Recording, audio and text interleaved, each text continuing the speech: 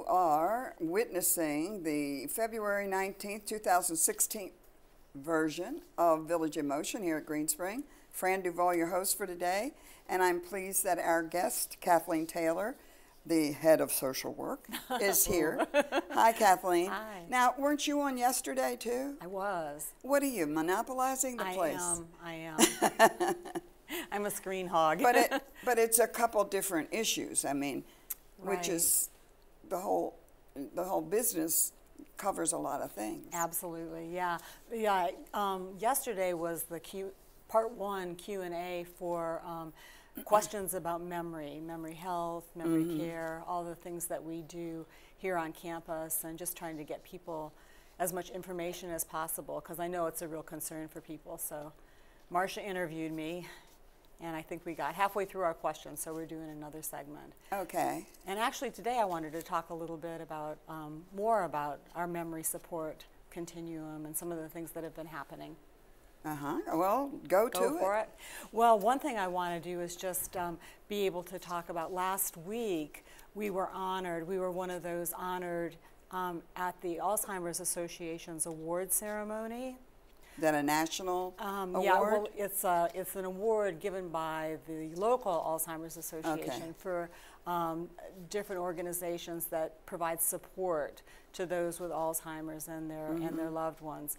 So Devonna McFarlane, who's the memory care manager at Garden Ridge, was our representative there. We received 2 plaques that were placed, which I hope they're showing, that were placed on the Wall of Fame, the Alzheimer's Association's Wall of Fame. Oh, how nice. Yeah, they're really nice plaques. Yeah, there they are. And they really, I think, speak to our contribution. We always, every year, send people to the Alzheimer's Walk and do fundraising for Alzheimer's research. And then just an overall contribution that we give through all of the programs that we have on campus for people that have dementia or Alzheimer's and their loved ones. So it's really nice, a really nice honor. Now, is this the first year that we've had this honor, or has there been other years? I think we have other plaques on the wall. Okay. Which is because we've been really committed to doing that for a long time. Well, I know that we're very fortunate here to have that kind of focus. Yeah, and it keeps on getting, I mean, we're really working to make it as robust as possible, from the memory fitness classes and all of the things that we're doing to keep people's minds engaged and continuing to grow, be stimulated. Can I just divert a minute for our audience? To give you an example, now I don't know if in these memory fitness classes, they use 3 people to come up with an answer. But earlier, I was looking at my clipboard and there was this thing here, Peace on Earth, George Harrison. And we got discussing the Beatles, and I said, oh, then they told me, well, he's dead. And then I said, well, no, but I thought he just did something. And it took 3 of us, one of the cameramen, the 2 of us, to figure out we were talking about Paul McCartney.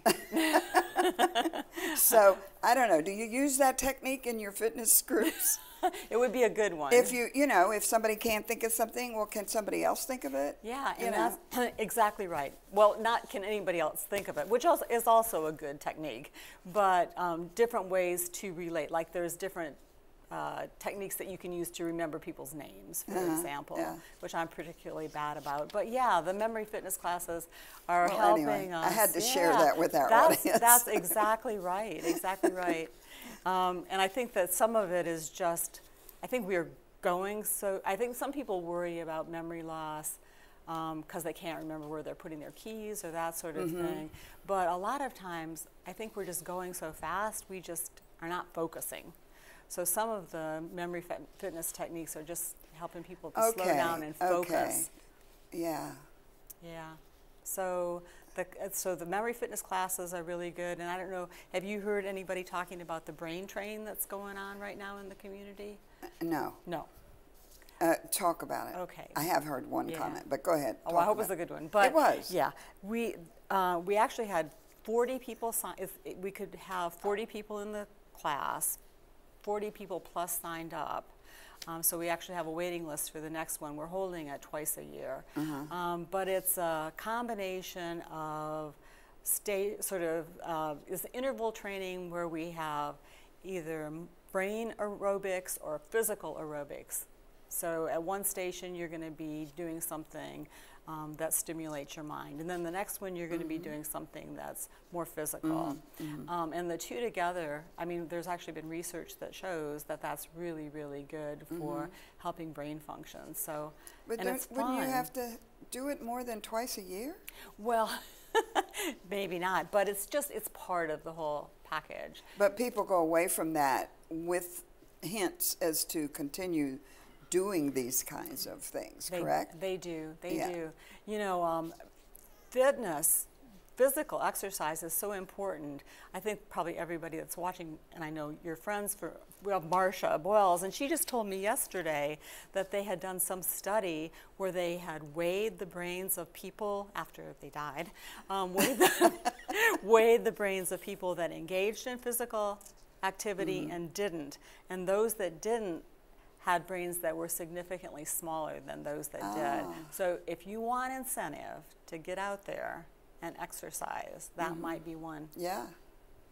Crazy, huh? Well, I mean, if I care what my brain weighs after I'm dead, I don't Well, care. I think it's supposed to be related to No, I'm having just a lot kidding. of brain. I'm sorry. I'm in a silly You mood are. this morning. I don't know why.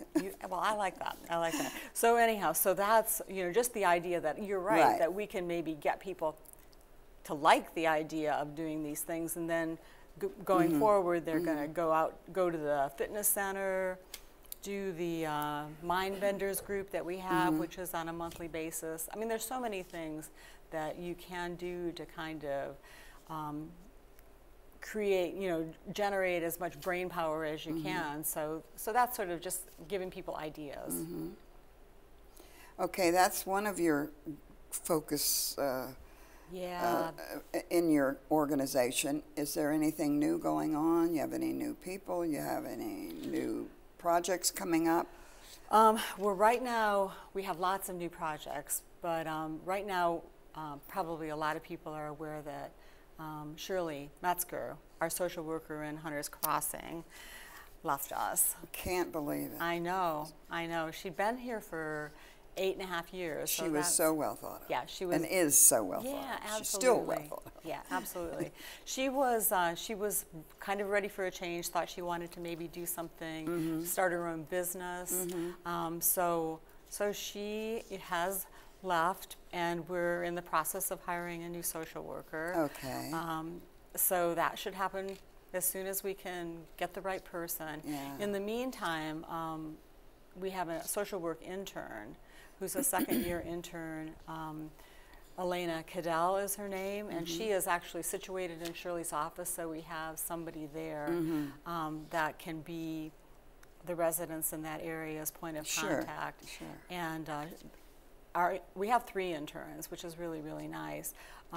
Elena works with one of our other social workers, Ann Talley, so Ann's her supervisor, but she's able to do a lot of things because she's a second-year intern that help her get better at being a social worker and can also support our residents in that area until we get a permanent social worker. Can I ask, do you look for, I mean, first of all, do the social workers, how much interaction do you have with the community at large? Not Green Spring, but out there, you know. People who know people in the industry, if you will. Do you look for persons who have that kind of experience to bring into here, or is that even considered? Yeah, there's a lot of things considered. I'm sort of partial to people that have had some medical background, like they've done. Like my background before I came here was all medical social work in a hospital setting, and that tends to be a really good background for people that are coming here, because you know a lot of our residents do have some kind of medical problems that at some point or another might impact their lives. Sure. So I like that background a lot. I love the fact that we have new interns, we have interns. We mostly have at least 3 interns on a yearly basis. That's how their rotations go. So we get interns from September through May, and we get them from George Mason, which has a graduate program in social work. Catholic University has a graduate program, and periodically we'll get from other areas as well. So I like having the interns because we actually had one of our last interns come to us, and now she's in Garden Ridge, Emily. Oh, okay. Yeah, so we like the fact that we have that ability to get people that, even though they're maybe new to the practice, we've kind of had our hands on them for the last year, so we've really been able to shape them, you know, and shape how they sort of see what they want to do. So that's good too. So we think about everything because we really feel it's so important for our residents to have absolutely the best professionals they can have, and how the new social worker is going to fit in with our team, which is a fabulous team. So we like to keep that. It is a good team. I agree. Yeah. So what else is happening? What else do you have written on that little card? Oh, that was just my prompt for the Alzheimer's Association stuff. So other than that, I'm winging it. Oh, okay, that's okay. So we have. I forgot. See, I need a memory prompt right now. We need to have cue cards. We do. We do. Well, would you have any more questions? Oh, well, I did wonder if, you know, again, I know you think that the residents know what you do. I mean, but honestly, we talk to people, and this is happening, that, and it's amazing how often one can say, have you talked to the social worker about it? And they haven't. I know. I appreciate that. And maybe they don't feel that their problem or concern is dire enough, you know. So how about speaking to that? Yeah, I mean, you're exactly right. I mean, we try to get the message out that you don't even really need to know what you need. You can come to the social worker and we will help you figure that out. So just let us be that first stop. And we do, you know, try to say that in a lot of different ways. I mean, that's, as you know, That's Life program that we do. Yes, I know. Where we do the kind of different scenarios are really trying to help people see the variety. Yeah, and some of them seem to be somewhat inane, and others are more serious. Right, exactly. Yeah. And we're good with that. You know, it could just be somebody is like really confused about something, and we can point them in the right direction, or it could be a lot more complicated. But the other thing is just really we encourage people to just get to know your social worker ahead of a crisis is really kind of ideal. Get that comfort level. You know, we're not scary. We're pretty accepting. So, you know, just drop by and, you know, get a chance to know who your social worker is. That makes the most sense to me, because then we've already got a little bit of a relationship. And how do you integrate with the medical center? That we integrate a lot. You know, we try to. I mean, we're always. But I mean, it's we have our whole team here on campus. You know, that is associated with different ways to support people when they have some kind of a medical diagnosis, whether it's the medical center, whether they have home health, whether they're going to Garden Ridge temporarily and coming back. So a lot of that is the care coordination that the social work does, along with the medical center and other members of the what we call the interdisciplinary healthcare team. So we're communicating all the time. Yeah, I mean, that's important. Yeah. And I think that, you know, you were saying you were winging it, but you really are a wealth of knowledge and helping.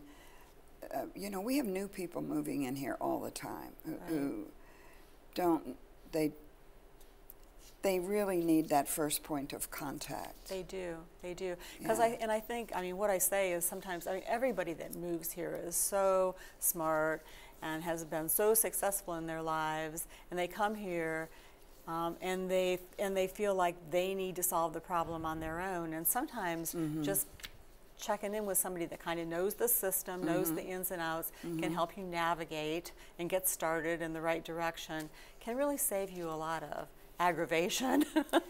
Well, you heard it here today. So Kathleen Taylor's name is in the phone book. Come to me, anybody. Oops. And so anyway, thank you very You're much, welcome. Kathleen, very much for coming today. Thank you for having me.